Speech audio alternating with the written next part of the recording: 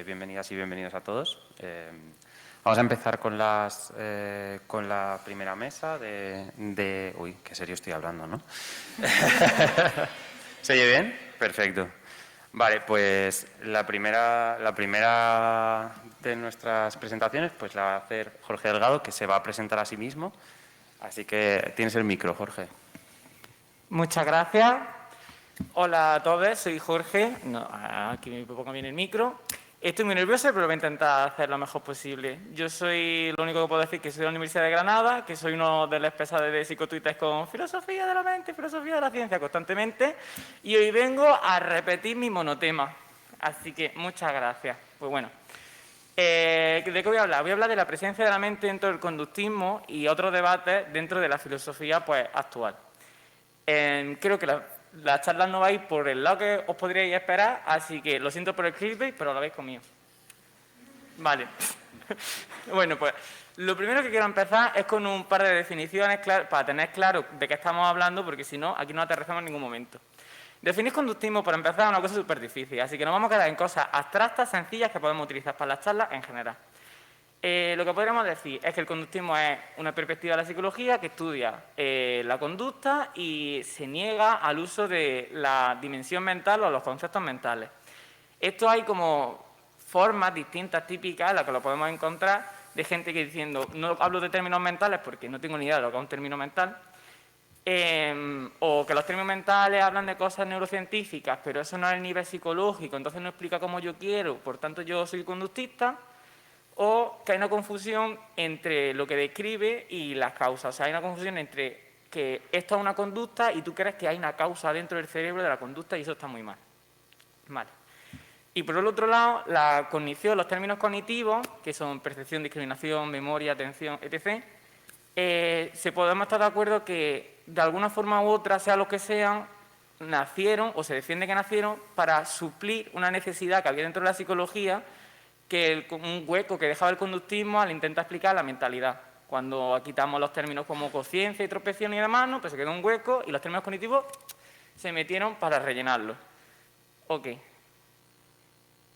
Entonces, con esto lo primero que me preguntaría Diego sería, psicolibri, ¿qué potestad tendremos para hablar de los fenómenos cognitivos?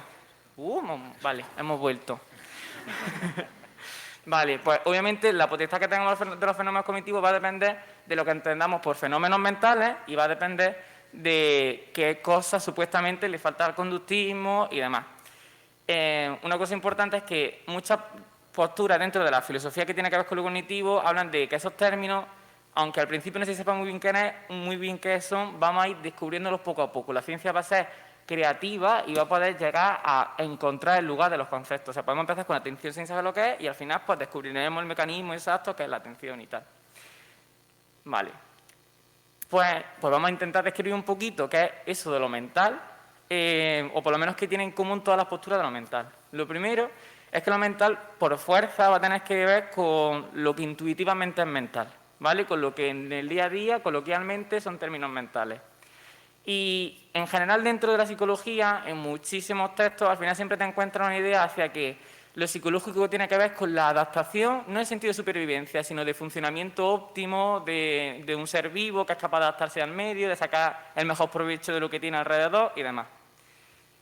Y por otro lado, una cosa importante de lo mental es que siempre hay mucha confusión entre lo que es el explanans y el explanandum. ¿Qué son esas cosas? Uno es con lo que se explica dentro de la ciencia y el explanandum es lo que se intenta explicar, ¿vale? Dentro de la ciencia, a lo que nos estamos refiriendo, por decirlo de alguna forma. Esto que suena un poco a chino tiene mucho que ver con algunas de las cosas que estamos súper acostumbrados, como por ejemplo el problema de la circularidad, ¿vale? Si no tenemos claro qué es el explanans y el explanandum, muchas veces intentamos explicar una cosa y sin darnos cuenta utilizamos esa misma cosa para explicarlo y al final lo que tenemos es un círculo que no llega a ningún lado, ¿ok? Esta distinción que debería estar como súper clara y cuando se hace explícita, pues nadie dice, todo el mundo dice sí, sí, sí, sí, pues quería poner un ejemplo de, por ejemplo, yo hice una mini charla sobre este tipo de problemas de explanans y explanandum en la neurobiología y me hicieron muchas respuestas los profesores que fueron a la charla, pero nadie me dijo, porque yo no dije nunca lo de explanans y explanandum explícitamente, nadie me dijo, esto se arreglaría así, o esto se arreglaría teniendo esta diferencia clara. Así que yo pongo en duda que de verdad tengamos tan clara en nuestro día a día científico esta diferencia en las teorías que estamos hablando y lo que estamos diciendo, ¿vale? Y un ejemplo de esto es, por ejemplo, no se puede explicar el calor de una combustión diciendo que el calor es el mecanismo que hace que las cosas entren en combustión, porque entonces acabaría intentando explicar lo que utilizando con lo que iba a explicar. En fin, un lío. Vale. Y estos son un par de frases de autores que apoyan esta visión de que ¿qué pasaría si, como algunas perspectivas dicen, elimináramos los conceptos intuitivos de lo mental, ¿no? Nos pusiéramos full científicos, vamos a descubrir los mecanismos, no nos hace falta esto porque esto es confuso, esto no tiene idea. Pues bueno, ¿qué pasaría? Vale, podríamos ser científicas y científicos, pero ¿de qué estaríamos hablando? ¿A qué nos intentaríamos referir? Y si nos hacemos esa pregunta explícitamente, nos damos cuenta que por fuerza, sea de una forma u otra, nos vamos a intentar explicar la percepción, nuestro concepto intuitivo de percepción quizás, o vamos a intentar explicar la motivación, nuestro concepto intuitivo. Entonces, eliminando y siendo solo científicas, no estamos eliminando nada, estamos haciéndolo implícito. Vale, conceptos mentales como pueden ser, intentar abrir tu coche el día a día o intentar robarlo, tener dolor, estar en depresión porque tu mascota está enferma, tener un sueño maravilloso, ponerte nervioso porque vas a tu crash o confundirte. Bueno, entonces, estamos viendo que es importante qué se dice sobre los fenómenos mentales, qué decisión tomamos sobre lo que son y no podemos borrarlo. Esto, a este tipo de postura se le llama tener una filosofía de la mente, ¿vale? Y vale, ¿qué filosofía de la mente apoya el cognitivismo? Que diríamos que es la psicología más popular, la más extendida ahora mismo. Pues bueno, a priori no apoya ninguna, ¿ok? Así que vamos a ver un par de filosofías de la mente que han ocupado la mayor de la historia de la psicología, con un breve repaso para ver lo que son. La primera es el conductismo lógico, que como todas sabemos, se creó a través de los trabajos de Riley y Wittgenstein. ¿Sí? Pues no.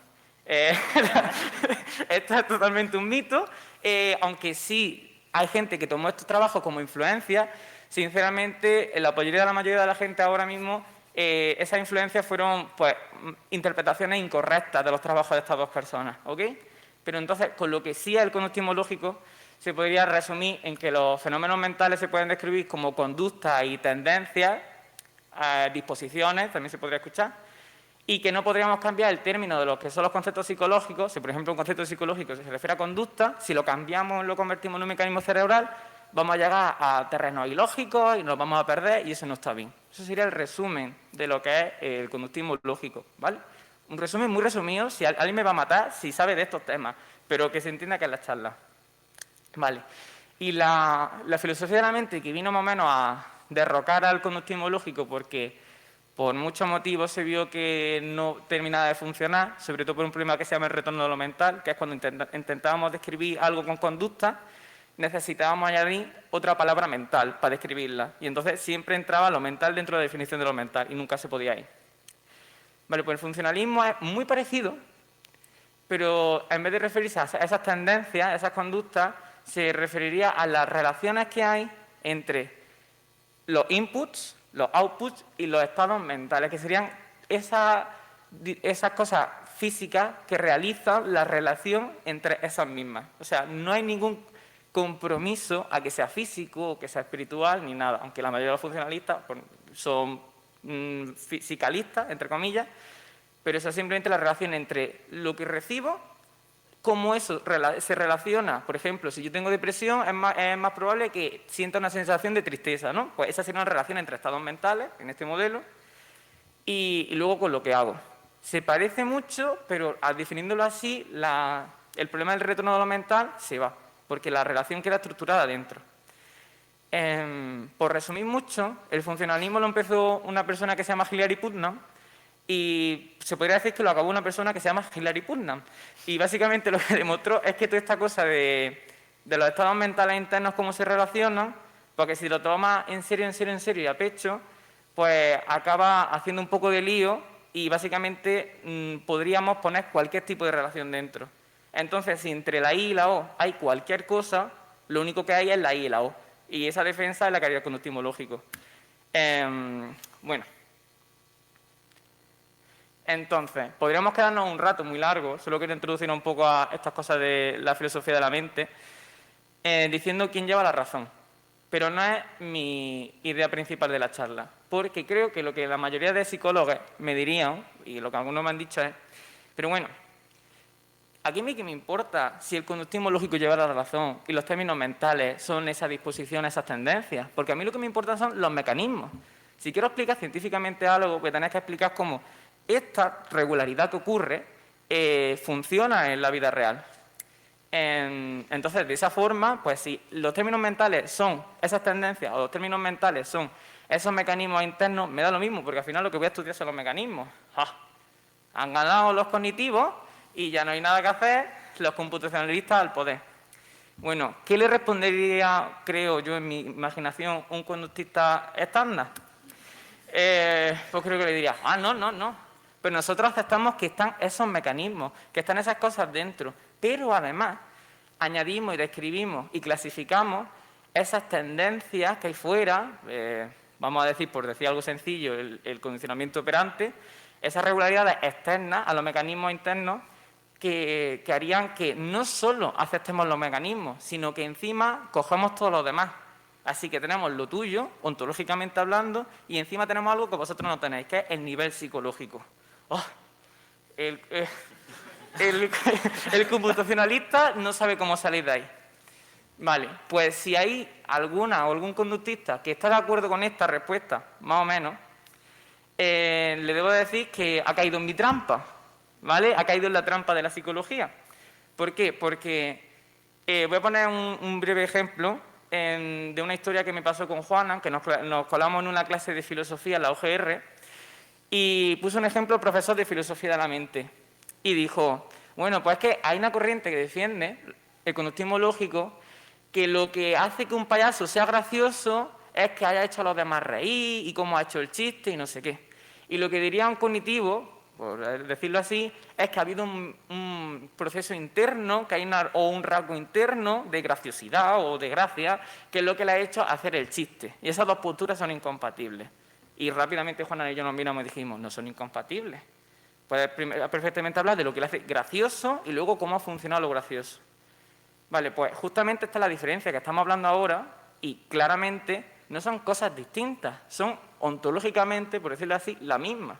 Se convierte en una discusión lingüística de decir si lo mental es lo que ves fuera o lo que ves dentro, pero realmente estamos hablando del mismo evento, del mismo proceso.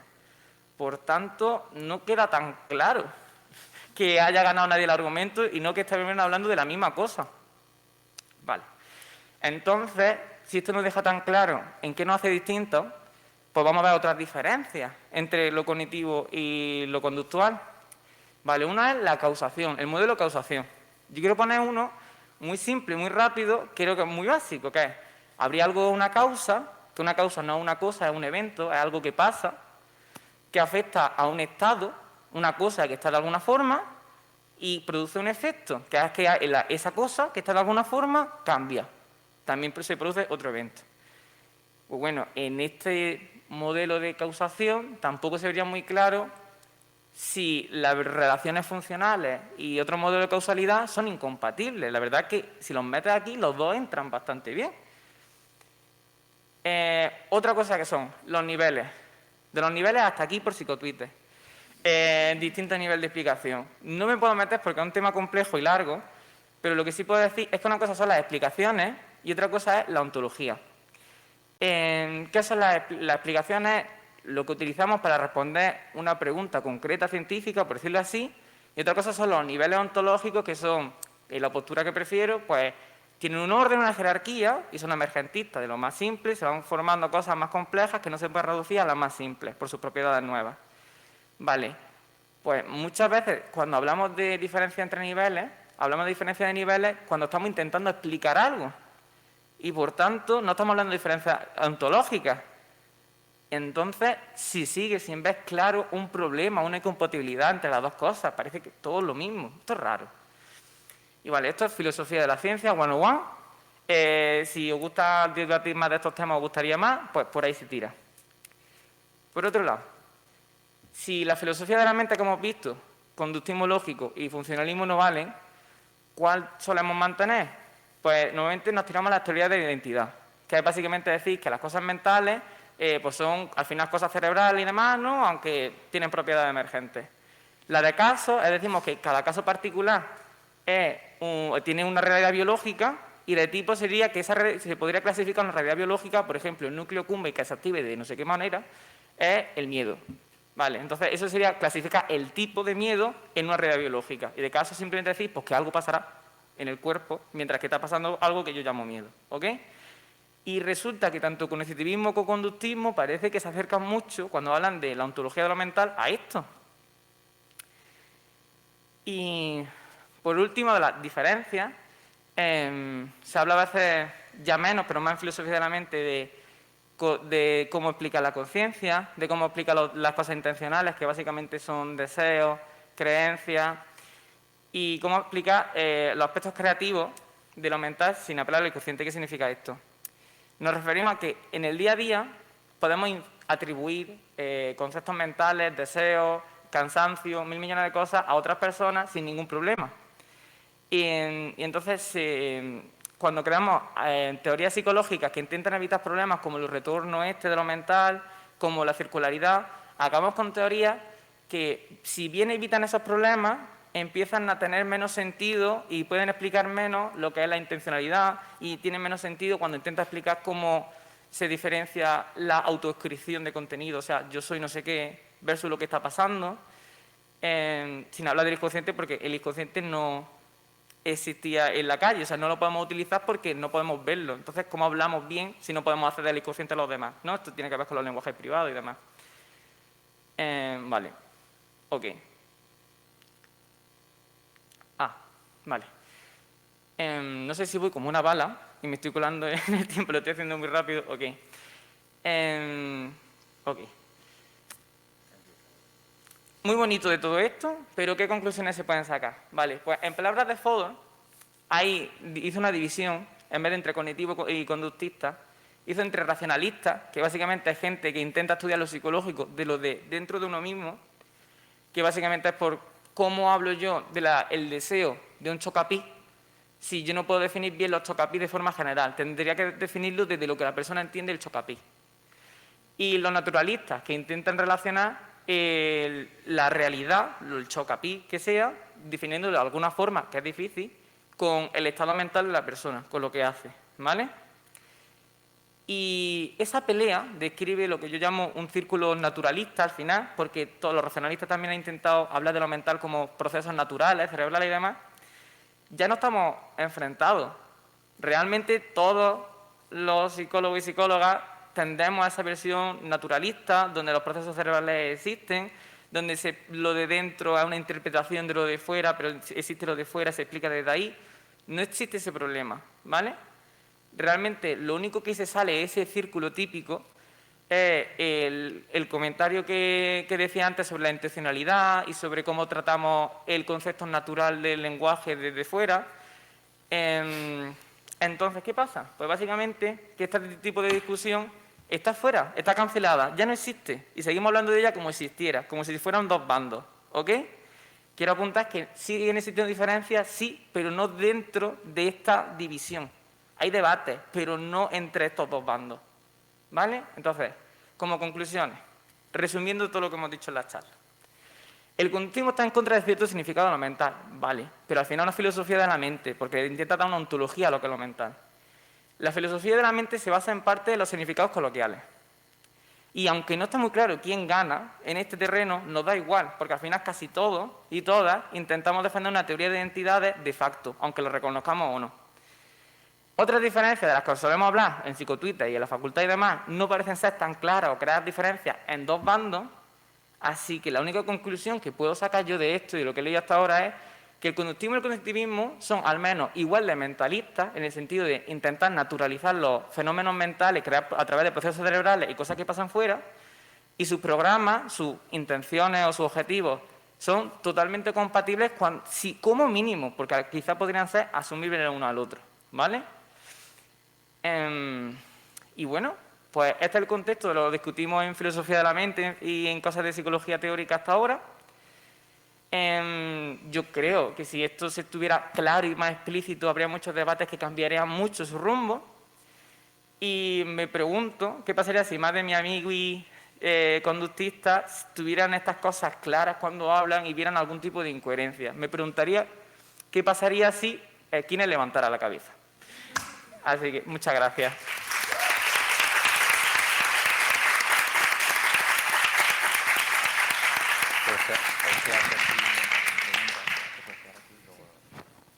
Bueno, muchas gracias, Jorge. Vamos a pasar al turno de preguntas. Si alguien por aquí tiene alguna pregunta, puede levantar la mano y le daremos paso. Y también recordar a los que están online que tienen posibilidad de mandar las preguntas a través de Slido. Y nada, pues podemos empezar. Quien quiera preguntar, pues adelante. No os atrevéis, ¿eh? Bueno, para abrir un poquito esto, que hemos recibido una pregunta por Slido, te la voy a preguntar yo desde aquí, ¿vale? La pregunta es un poco tirando como tú has empezado. ¿Qué crees que opinaría Skinner sobre tu charla? Okay. Vale. Seguro que opinaría que no me la he preparado lo suficiente porque parezco demasiado nervioso, eso lo sé. Pero por otro lado, yo creo que a Skinner estas cosas, por eso mismo lo puse, como lo veo como figura, le interesaría mucho porque siempre lo he visto aprender. O sea, Skinner creo que es un personaje que ha desarrollado muchísimo y al final de su historia cambió muchísimo su perspectiva sobre el conductismo y creo que sería cuestión de tiempo, si Skinner hubiera seguido vivo, hubiera vivido una segunda juventud, que también importa, que se hubiera dado cuenta de que hay nuevas compatibilidades y otros nuevos debates. O sea, Skinner me diría, sí, pero hay otras cosas que hay problemáticas y no las has dicho. Eso creo que sería lo que me diría. Ya está. Perdón, ¿hay alguien por ahí? ¿No? Sí, aquí hay una manita levantada, si te puedes acercar. Tenemos una pregunta por Twitch también. Ah, súper bien. También ha llegado otra por aquí, así que se están animando, eso es bueno. Bueno, Jorge, primero me ha encantado la charla y creo que tienes como mucha facilidad de comunicación. La pregunta va un poco, las clínicas y las sanitarias somos súper egocéntricas y necesitamos saber a veces como todo esto en qué implicaciones puede tener, por ejemplo. O sea, ¿qué nos importa, entre comillas, a las aplicadas, no solo las sanitarias, todo este tema? Vale, muchas gracias. Me he preparado mucho esta pregunta. Me la esperaba. Vale, pues muy simple. Yo creo que esta charla se puede resumir en general en las diferencias de planes y planandum, que no se suele tener clara. Y el problema es este. Si no se tiene muy clara, llamamos a problemas de circularidad y otro tipo de cosas que hacen las teorías ilógicas. Si las teorías son ilógicas, no hay buen desarrollo científico. Ergo, afecta a la práctica. Si se consigue a través de ciertos trucos, vamos a decir teóricos, que evitar esos problemas, pero no vemos el elefante en la habitación y no atacamos de cabeza lo que es lo mental, ¿qué pasa? Llegamos a de relaciones entre planandum y planandum que son muy arbitrarias, que no satisfacen a lo que es la realidad mental. ¿Qué pasa con eso? Pues que al final acabamos con 800 definiciones de expectativa y 800 definiciones de cualquier concepto psicológico que, como somos buenas científicas, sirven para algo, pero realmente no se pueden integrar. Realmente no abordan todo el campo. Y entonces acabamos, yo creo que literalmente con lo que vemos el día a día, con la psicología de hoy. O sea, creo que esto afecta, siendo lo que hacemos, que no somos capaces de crear teorías grandes, que no somos capaces de integrar, no somos capaces de desarrollarnos mucho. Creo que esta es la influencia que tiene esto sobre la psicología en general y sobre la aplicada en particular. Pues muchas gracias. Perfecto. Ali, ¿quieres hacer la pregunta que hemos recibido por Twitch? Vale, a ver. Bueno, correlación ilusoria, no sé si sabrás quién es. Hola, Adri. Hay 1000 interacciones con esa persona. Nos pregunta, Jorge, dentro de la compatibilidad entre conductismo y cognitivismo, ¿crees que hay dominios de aplicación diferentes entre el conductismo y el cognitivismo? A ver. Hola, Adri. Eres un pesado, pero te quiero. Yo creo que la idea general de esto es que cognitivismo y conductismo están muertos como bando, porque los debates que los sostenían como bando están muertos. Así que, obviamente, si se quieren mantener de alguna forma, ¿van a tener áreas distintas? Sí, tienen programas distintos, uno más se centra en lo externo, otro más en los mecanismos internos, no sé qué. O sea, obviamente son distintos, pero creo que el point de esto es que son categorías que no son útiles, que nos deberíamos preguntar que para qué querríamos separar las prácticas en esas dos categorías.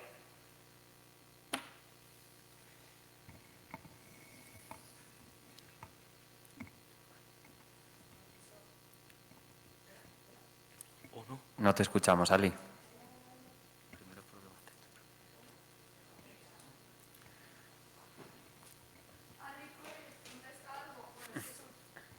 Solo ha puesto hologuo.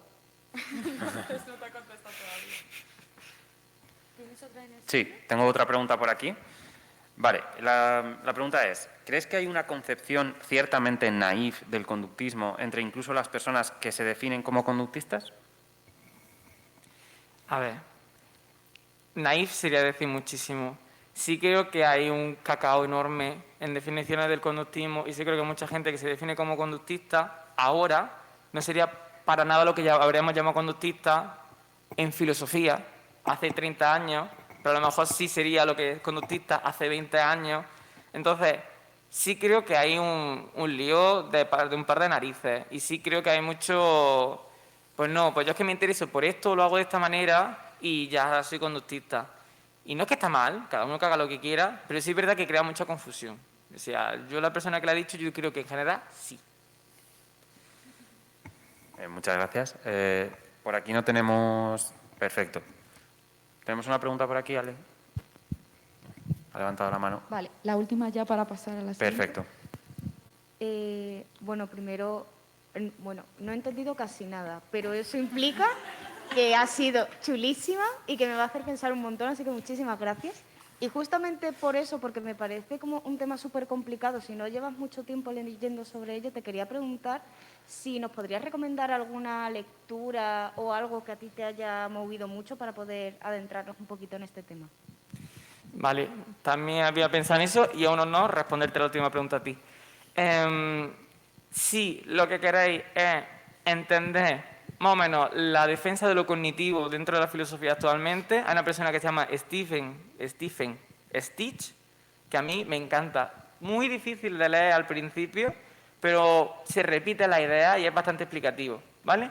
Por otro lado, si queréis entender más o menos esto de por qué no hay diferencias o cuáles son las diferencias que sí tienen sentido debatir, José Burgos es una persona súper accesible porque explica mucho las cosas y eso, y hace muy claro, pues, este debate entre conductismo y cognitivismo no tiene ningún sentido. Y si lo que se quiere entrar es en el tema de cómo que el explanam y el explanandum y por qué no somos buenos o buenas haciendo esas distinciones, yo creo que sería leer cosas de Ryle y a gente moderna que sigue estudiando a Ryle, y yo la única persona que conozco por ahora y he leído se llama Julia Taney, con 2 N, Y. O sea, serían las 3 personas que te diría. Perfecto, pues muchas gracias, Jorge. Si quieres puedes sentarte de otro lado, que vamos a pasar a la siguiente comunicación.